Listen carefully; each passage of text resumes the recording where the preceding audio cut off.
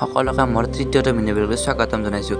আজি আমি খানা খাবলৈ ওলাইছোঁ। তো ক'ত খাম, তো কি খাম আপোনালোকে দেখাম। চাওক, এইবাৰ বাচনবোৰ আনিলোঁ, চৌকা খান্দিলোঁ, আমি লগবোৰ গঢ় ধৰিলোঁ। এতিয়া পাচলিবোৰ কুটিবলৈ ধৰিছে, আলু, পিঁয়াজ এইবোৰ কুটিব ধৰিছে। চাওক, কুটি আছে আৰু মই অলপ বন্ধাকবি কুটি দিলোঁ তৰকাৰীৰ কাৰণে।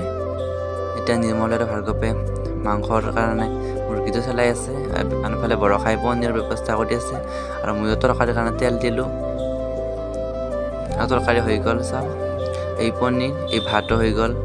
এইবাৰ ভাৰ্গৱে মাংস বনাব ওলাইছে। চাওক,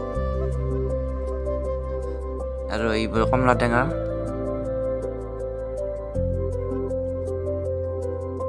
ভাৰ্গৱে এতিয়া মাংসখন লাৰিব ধৰিছে। এইবাৰ পকৰি বনাইছিলোঁ আৰু পাপৰ পুৰি আছে। হয়, আৰু ভাত হ'ল। খালোঁ মাংস, তৰকাৰী, চাটনি ইত্যাদি। ভিডিঅ'টো ইমানতে সামৰণি মাৰিছোঁ। ভিডিঅ'টো ভাল পালে ছাবস্ক্ৰাইব কৰি দিব। ধন্যবাদ।